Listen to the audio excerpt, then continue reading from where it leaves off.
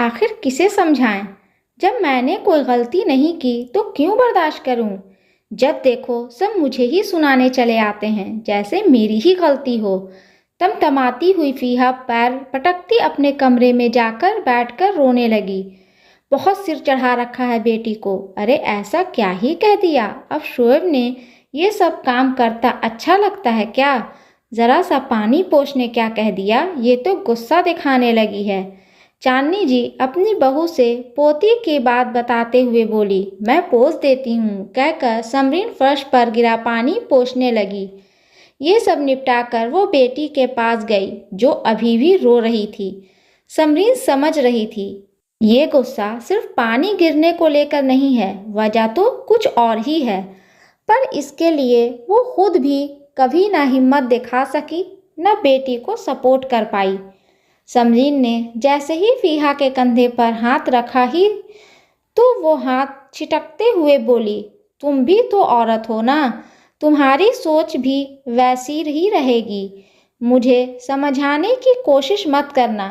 समरीन उस वक्त कुछ नहीं बोली, पर अब उसे भी लग रहा था अगर शोएब पर लगाम ना कसी गई तो वो उसके बिगड़ते देर न लगेगी। रात को वो अपने पति से इस बारे में बात करनी चाही तो उन्होंने भी अपनी माँ की तरह ही कह दिया, अरे लड़का है, ये सब काम उसके नहीं हैं। और फीहा को समझा दो, ये दोस्त की शादी में जाने की जिद बेकार है।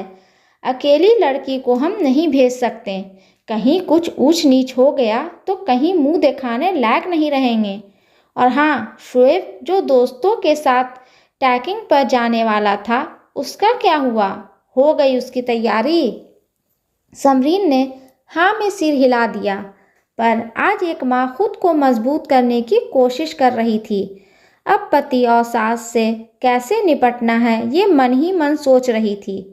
2 दिन बाद फीहा की पक्की दोस्त की दीदी की शादी थी। उसकी दोस्त ने बहुत मनाया था, उसकी मम्मी को और दादी से भी कहा था, जिसे दादी ने एक सिरे से नकार दिया था। उसकी दोस्त ने इतना तक कह दिया, आप मेरा भरोसा करके भेज दीजिए, दीदी के विदा होते मैं खुद इसे यहाँ पहुँचा जाऊँगी।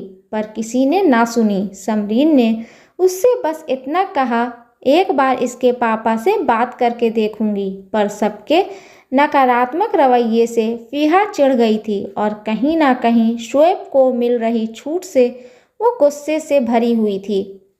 माँ, मेरे कपड़े रख दिए हैं? शोएब ने जाने से एक दिन पहले समरीन से पूछा। हाँ रख दिए हैं, पर ये बता कितने लड़के लड़कियां जा रहे हो इस ट्रैकिंग पर? समरीन उसके कपड़े देते हुए बोली, 4 लड़कियां और 6 लड़के हैं। शोएब ने आराम से कहा, फिर बेटा तुम इस ट्रैकिंग पर नहीं जा सकते हो। समरीन उसके कपड़े लेकर वापस अलमारी में रखने लगी। पर क्यों माँ? आश्चर्य से शोएब ने पूछा। वो क्या है ना बेटा, उस दिन जब फीहा शादी में जाने की बात कर रही थी, एक तुम भी थे जो ये कह रहे थे, आजकल देर रात तक लड़कियां बाहर सुरक्षित नहीं हैं। देखती नहीं जो कैसे कैसे हादसे होते रहते हैं। तू कहीं नहीं जाएगी, समझी? तो बेटा तुम जैसे ही लड़के होते होंगे ना जो ऐसे घूमने फिरने जाते हैं, और तो और ट्रैकिंग पर आउटिंग पर फिर किसी लड़की के साथ कुछ गलत हुआ तो लड़की ही कसूरवार क्यों? उसके साथ हादसा करने वाला कोई लड़का ही होगा ना। तो बेटा जब मेरी बेटी को सुरक्षित रखना है तो मैं दूसरों की बेटी की भी फिक्र कैसे न करूं? समरीन ने सवालिया नज़रों से शोएब की ओर देखा। अरे पर मैंने कोई गलती तो की नहीं ना, फिर क्यों नहीं जाऊं? मैं क्यों बर्दाश्त करूं ये सब? शोएब ने कहा। बेटा गलती तो आज तक कुछ भी फीहा ने भी नहीं की, पर वो सब बर्दाश्त कर रही है ना, लड़की है बस इसलिए। समरीन ने सवाल किया।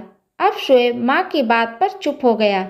उसे माँ के कहने का मकसद समझ आ रहा था। फीहा को आज शादी में जाना था ना? शोएब ने पूछा।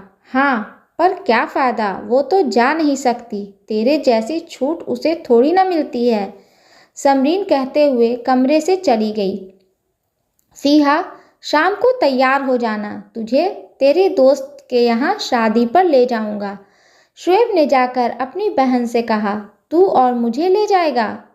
दादी और पापा का चमचा, जा तू अपनी तैयारी कर, कल शाम को निकलना है ना तुझे? गुस्से और आश्चर्य स्वर से फीहा ने बोला। कह रहा हूँ ना, तू जाने के तैयार रहना, शुएब कहकर कमरे से निकल गया। शाम को शुएब ज़बरदस्ती फीहा को चलने को तैयार किया और जब निकलने लगा तो दादी और पापा के सवाल और क्रोधित नज़रों को देख फीहा एक बार फिर कमरे की ओर जाने लगी। शुएब ने उसका हाथ पकड़कर रोकते हुए दादी और पापा से बोला, फीहा को कल सुबह जाकर ले आऊँगा, उसके जाने का मन है, जाने दीजिए। जैसे आप मुझे इजाज़त दे सकते हैं तो उसे क्यों नहीं? जब एक लड़के पर भरोसा करके आप लोग उसे परमिशन दे सकते हैं तो अपनी बेटी पर भी करके देखिए। अगर आज फीहा नहीं गई तो कल को जब मैं जाऊंगा और उधर कुछ हादसा होगा तो सब मुझे भी कसूरवार ठहरा सकते हैं। ऐसे में मुझे ऐसा महसूस होगा कि जब मैंने अपनी बहन का ही साथ और सम्मान नहीं कर सकता तो किसी और लड़की का साथ और सम्मान कैसे कर पाऊंगा? ये शुरुआत पहले ही करनी चाहिए थी, पर अभी भी देर नहीं हुई है। मैं इसे छोड़कर आता हूँ, कहकर शुएब घर से निकल गया। लो, अब ये लड़का भी हाथ से गया, कहते हुए दादी ने अपना सिर पीट लिया और समरीन एक तरफ खड़ी होकर यही सोच रही थी, जब आप किसी बड़े को अपनी बात नहीं समझा पाओ तो कभी कभी यंग जनरेशन से भी एक उम्मीद की जा सकती है। आज के माहौल को वो भी तो देख समझ रहे हैं, शायद आपकी बात समझ पाएं। हमेशा घर की लड़कियों को बंदिश में रखना सही नहीं है, हादसे हो जाते हैं, कब कैसे ये तो हम भी नहीं जानते, पर इसके लिए हम घर में बंद होकर तो नहीं रह सकते हैं ना। दोस्तों, ये स्टोरी आपको अच्छी लगे तो प्लीज़ इसे लाइक करें, शेयर करें एंड सब्सक्राइब करें। और इस स्टोरी के बारे में आपकी क्या राय है हमें कमेंट बॉक्स में ज़रूर बताएं। और हाँ, बेल आइकन को प्रेस करना ना भूलें, क्योंकि ऐसे ही आने वाली स्टोरी आप तक सबसे पहले पहुंचती रहेगी। धन्यवाद।